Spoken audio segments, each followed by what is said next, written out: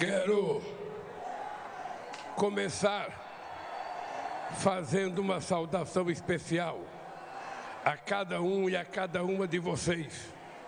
Uma forma de lembrar e retribuir o carinho e a força que recebia todos os dias do povo brasileiro, representado pela Vigília Lula Livre, num dos momentos mais difíceis da minha vida. Hoje, neste que é um dos dias mais felizes da minha vida, a saudação que eu faço a vocês não poderia ser outra, tão singela e ao mesmo tempo tão cheia de significado. Boa tarde, povo brasileiro!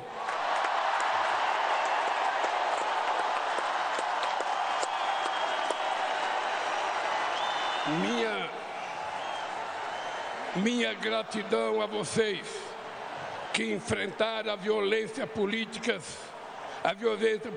antes, durante e depois da campanha eleitoral, que ocuparam as redes sociais e que tomaram as ruas debaixo de sol e chuva, nem que fosse para conquistar um único e precioso voto. Que tiveram a coragem de vestir a nossa camisa e, ao mesmo tempo, agitar a bandeira do Brasil, quando uma minoria violenta e antidemocrática tentava censurar nossas cores e se apropriar do verde e amarelo que pertence a todo o povo brasileiro. A vocês que vieram de todos os cantos deste país, de perto ou de muito longe, de avião, de ônibus, de carro ou na boleia de um caminhão, de moto, bicicleta e até mesmo a pé, numa verdadeira caravana da esperança para esta festa da democracia. Mas quero me dirigir também aos que optaram por outros candidatos. Vou governar para 215 milhões de brasileiros e brasileiras e não apenas para quem votou em mim. Vou governar para todos e todas, olhando para o nosso luminoso futuro em comum e não pelo retrovisor de um passado de divisão e intolerância. A ninguém interessa um país em permanente pé de guerra ou uma família vivendo em desarmonia. É hora de reatarmos os laços com amigos e familiares, rompidos pelo discurso de ódio e pela disseminação de tantas mentiras. Chega de ódio, fake news, armas e bombas. Nosso povo quer paz para trabalhar, estudar, cuidar da família e ser feliz. A disputa eleitoral acabou.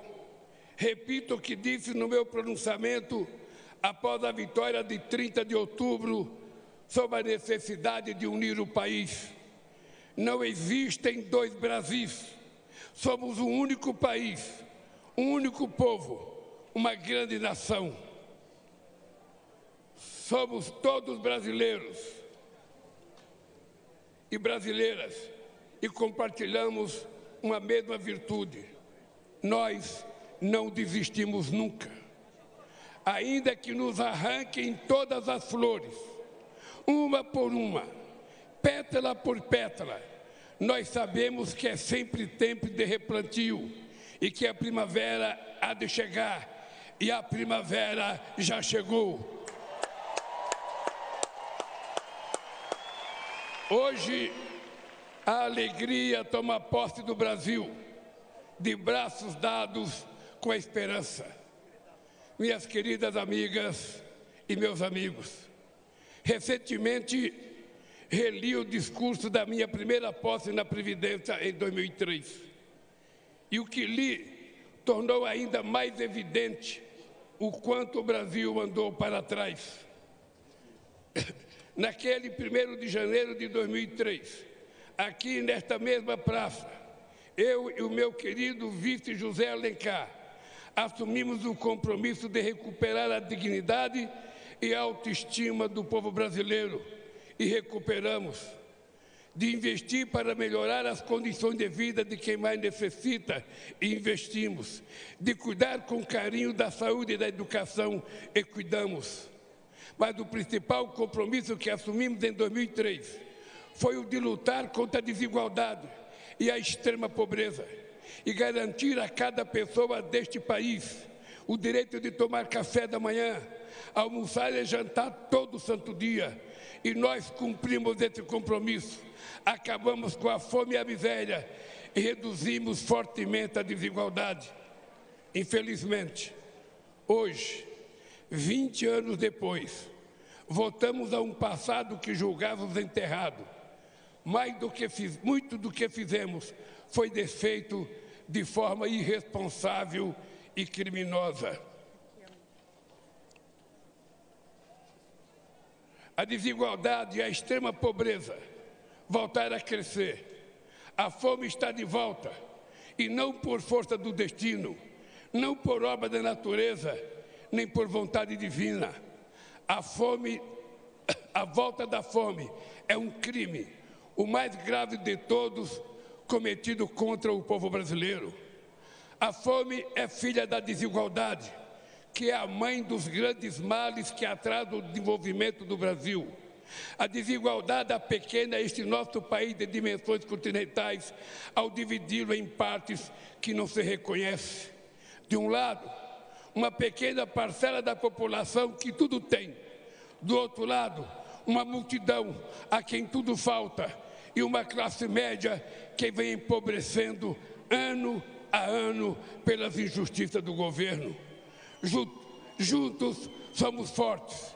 Divididos seremos sempre o país do futuro que nunca chega e que vive em dívida permanente com o seu povo.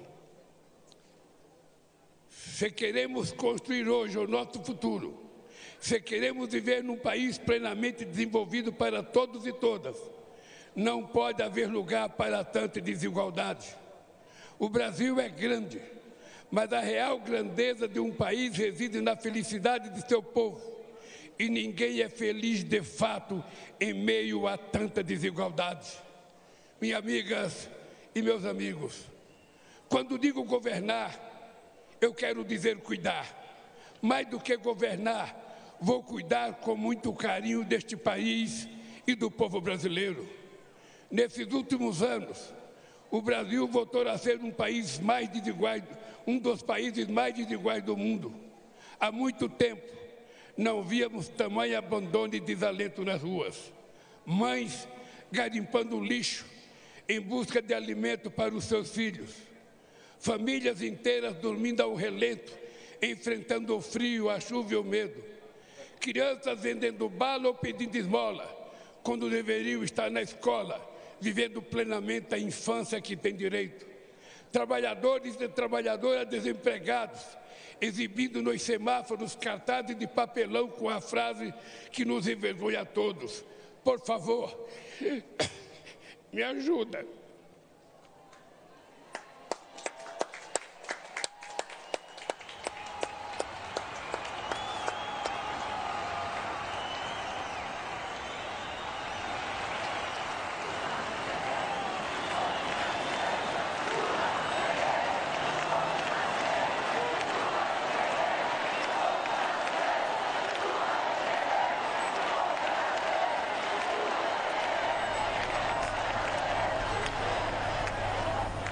Fila na porta dos açougues em busca de ossos para aliviar a fome. E, ao mesmo tempo, filas de espera para a compra de automóveis importados e jatinhos particulares. Tamanho abismo social é um obstáculo à construção de uma sociedade verdadeiramente justa, democrática e de uma economia próspera e moderna. Por isso, eu e o meu companheiro vice-geraldo Alckmin assumimos hoje, diante de vocês e de todo o povo brasileiro, o compromisso de combater dia e noite todas as formas de desigualdade no nosso país. Desigualdade de renda, desigualdade de gênero e de raça, desigualdade no mercado de trabalho, na representação política, nas carreiras do Estado, desigualdade no acesso à saúde, à educação e demais serviços públicos, desigualdade entre a criança que frequenta a melhor escola particular e a criança que engraxa sapato na rodoviária sem escola e sem futuro, entre a criança feliz com o brinquedo que acabou de ganhar de presente e a criança que chora de fome na noite de Natal. Desigualdade entre quem joga comida fora e quem só se alimenta das sobras. É inadmissível que os 5% mais ricos deste país detenham a mesma fatia de renda que os demais 95% de pessoas, que 6 bilionários brasileiros têm uma riqueza equivalente ao patrimônio dos 100 milhões mais pobres do país, que um trabalhador ou uma trabalhadora que ganha um salário mínimo mensal leve 19 anos para receber o equivalente a que um super rico recebe em um único mês. E não adianta subir o vidro do automóvel de luxo para não ver nossos irmãos que se amontoam debaixo dos viadutos, carentes de tudo. A realidade salta aos olhos em cada esquina. Minhas amigas e meus amigos, é inaceitável que continuemos a conviver com o preconceito, a discriminação e o racismo. Somos um povo de muitas cores e todas devem ter os mesmos direitos e oportunidades.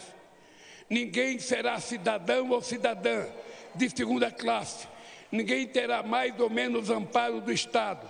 Ninguém será obrigado a enfrentar mais ou menos obstáculos apenas pela cor da sua pele. Por isso, estamos recriando o Ministério da Igualdade Racial para enterrar a trágica herança do nosso passado escravista. Os povos indígenas precisam ter suas terras demarcadas e livres das ameaças, das atividades econômicas ilegais e predatórias. Precisam ter sua cultura preservada, sua dignidade respeitada e sua sustentabilidade garantida. Eles não são obstáculo ao desenvolvimento, são guardiões de nossos rios e florestas e parte fundamental da nossa grandeza enquanto nação. Por isso, estamos criando o Ministério dos Povos Indígenas para combater 500 anos de desigualdade. Não podemos continuar a conviver com a odiosa pressão imposta às mulheres, submetidas diariamente à violência nas ruas e dentro de suas próprias casas. É inadmissível que continue a receber salários inferiores aos dos homens, quando no exercício de uma mesma função, elas precisam conquistar cada vez mais espaço nas instâncias decisórias deste país, na política, na economia, em todas as áreas estratégicas. As mulheres devem ser o que elas quiserem ser, devem estar onde quiserem estar. Por isso, estamos trazendo de volta o Ministério das Mulheres.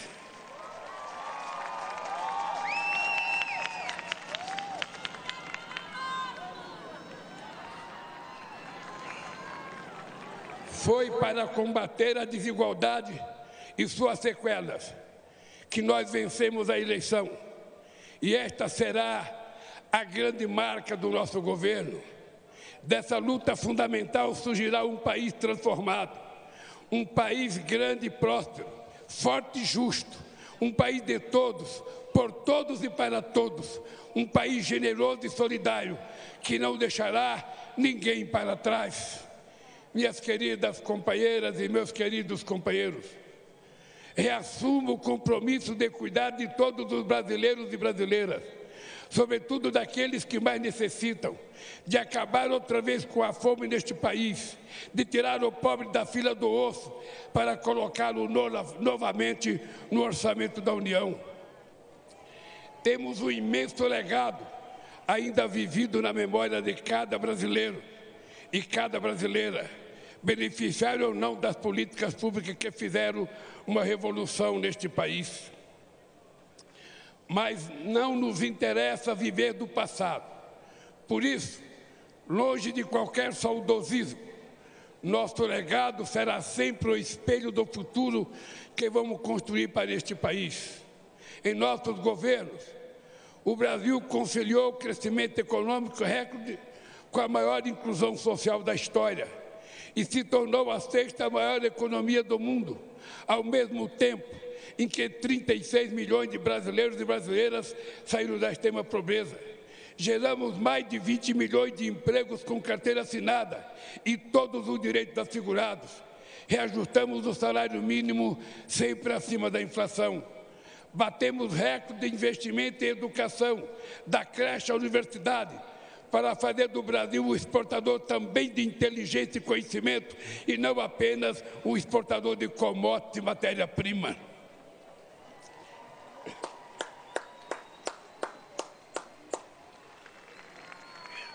Nós, mais que dobramos o número de estudantes no ensino superior e abrimos a porta das universidades para a juventude pobre deste país, jovens brancos, negros e indígenas, para que o diploma universitário era um sonho inalcançável, tornarem-se doutores. Combatemos um dos grandes focos de desigualdade, o acesso à saúde, porque o direito à vida não pode ser refém da quantidade de dinheiro que se tem no banco. Fizemos uma farmácia popular que forneceu medicamentos a quem mais precisava e o Mais Médicos, que levou atendimento a cerca de 60 milhões de brasileiros e brasileiras nas periferias das grandes cidades e nos pontos mais remotos do Brasil. Criamos o Brasil Sorridente para cuidar da saúde bucal de todos os brasileiros e brasileiras. Fortalecemos o nosso Sistema Único de Saúde e quero aproveitar para fazer um agradecimento especial aos profissionais do SUS pela grandiosidade do trabalho durante a pandemia. Enfrentaram bravamente ao mesmo tempo um vírus letal e um governo irresponsável e desumano. Nos nossos governos, investimos na agricultura familiar e nos pequenos e médios agricultores, responsáveis por 70% dos alimentos que chegam à nossa mesa. E fizemos isso sem descuidar do agronegócio, que obteve investimento em safras recordes ano após ano. Tomamos medidas concretas para combater as mudanças climáticas e reduzimos o desmatamento da Amazônia em mais de 80%. O Brasil consolidou-se como referência mundial no combate à desigualdade e à fome e passou a ser internacionalmente respeitado pela sua política externa ativa e altiva. Fomos capazes de realizar tudo isso, cuidando com total responsabilidade das finanças do país. Nunca fomos irresponsáveis com o dinheiro público. Fizemos superávit fiscal todos os anos, eliminamos a dívida externa, acumulamos reservas de 370 bilhões de dólares e reduzimos a dívida interna a quase metade do que era quando chegamos no governo. Nos nossos governos, nunca houve nem haverá gastança alguma. Sempre investimos e voltaremos a investir em nosso bem mais precioso, que é o povo brasileiro.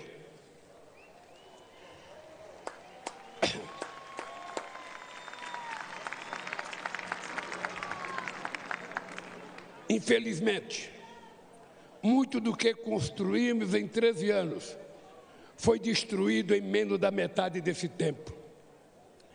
Primeiro, pelo golpe contra a presidenta Dilma em 2016. E, na sequência, pelos 4 anos de um governo de destruição nacional, cujo legado a história jamais perdoará. 700 mil brasileiros e brasileiras mortos pelo Covid-19, 125 milhões sofrendo algum grau de insegurança alimentar, de moderada a muito grave, e 33 milhões passando fome. Esses são apenas alguns números, que na verdade não são apenas números, estatísticas e indicadores. São pessoas, homens, mulheres e crianças vítimas de um desgoverno, afinal derrotado pelo povo no histórico 30 de outubro de 2022. Os grupos técnicos do Gabinete de Transição, coordenada pelo meu vice Alckmin, que por 2 meses mergulharam nas entranhas do governo anterior, trouxeram a público a real dimensão da tragédia. O que o povo brasileiro sofreu nesses últimos anos foi a lenta e progressiva construção de um verdadeiro genocídio. Quero citar a título de exemplo um pequeno trecho das 100 páginas desse verdadeiro relatório do caos produzido pelo Gabinete da Transição. Diz o relatório: o Brasil bateu recorde de feminicídio. As políticas de igualdade raciais sofreram um severo retrocesso. Produziu-se um desmonte das políticas da juventude e os direitos indígenas nunca foram tão ultrajados na história recente do país. Os livros didáticos que deverão ser usados no ano letivo de 2023 ainda não começaram a ser editados. Falta o remédio na farmácia popular. Não há estoque de vacinas para o enfrentamento das novas variantes da Covid-19. Faltam recursos para a compra de merenda escolar. As universidades corriam o risco de não concluir o ano letivo. Não existe recurso para a defesa civil e a prevenção de acidentes e desastres. E quem está pagando a conta deste apagão é outra vez o povo brasileiro. Meus amigos e minhas amigas, nesses últimos anos,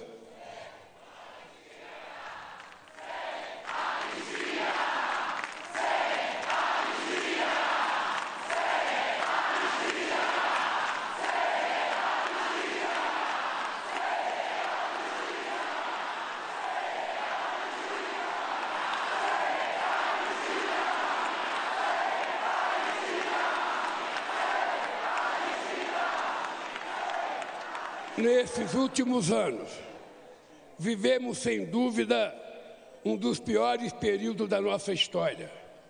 Uma era de sombras, de incertezas e de muito sofrimento.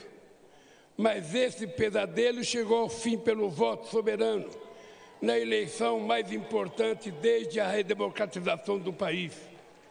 Uma eleição que demonstrou o compromisso do povo brasileiro com a democracia e suas instituições.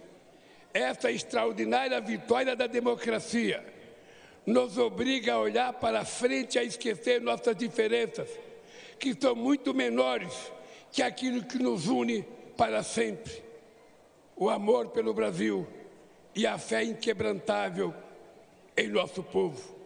Agora é hora de reacendermos a chama da esperança, da solidariedade e do amor ao próximo.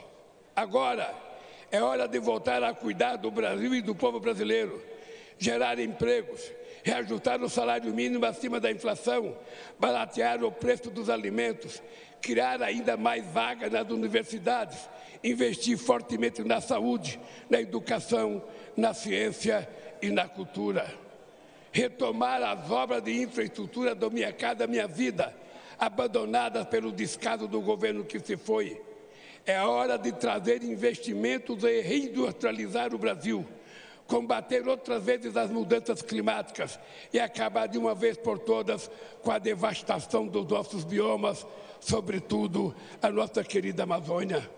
Romper com o isolamento internacional e voltar a se relacionar com todos os países do mundo. Não é hora para ressentimentos estéreis. Agora é hora de o Brasil olhar para frente e voltar a sorrir. Vamos virar esta página e escrever em conjunto um novo e decisivo capítulo da nossa história. Nosso desafio comum é o da criação de um país justo, inclusivo, sustentável e criativo, democrático e soberano para todos os brasileiros e brasileiras. Fiz questão de dizer ao longo de toda a campanha: o Brasil tem jeito. E volto a dizer com toda convicção, mesmo diante do quadro de destruição revelado pelo Gabinete da Transição, O Brasil tem jeito, depende de nós, de todos nós, e vamos reconstruir este país. Em meus 4 anos de mandato, vamos trabalhar todos os dias para o Brasil vencer o atraso de mais de 350 anos de escravidão, para recuperar o tempo e as oportunidades perdidas nesses últimos anos, para reconquistar seu lugar de destaque no mundo e para que cada brasileiro e cada brasileira tenha o direito de voltar a sonhar e as oportunidades para realizar aquilo que sonha. Precisamos todos juntos reconstruir e transformar o nosso querido país. Mas só reconstruiremos e transformaremos de fato esse país se lutarmos com todas as forças contra tudo aquilo que o torna tão desigual. Essa tarefa não pode ser de apenas um presidente ou mesmo de um governo. É urgente e necessária a formação de uma frente ampla contra a desigualdade que envolva a sociedade como um todo. Trabalhadores, empresários, artistas, intelectuais, governadores, prefeitos, deputados, senadores, sindicatos, movimentos sociais, associações de classes, servidores públicos, profissionais liberais, líderes religiosos, cidadãos e cidadãos comuns. Afinal, é tempo de união e reconstrução do nosso país. Por isso, faço esse chamamento a todos os brasileiros e brasileiras que desejam um Brasil mais justo, solidário e democrático. Juntem-se a nós num grande mutirão contra a desigualdade. Quero terminar pedindo a cada um e a cada uma de vocês que a alegria de hoje seja a matéria-prima da luta de amanhã e de todos os dias que virão. Que a esperança de hoje fermenta o pão que há de ser repartido entre todos.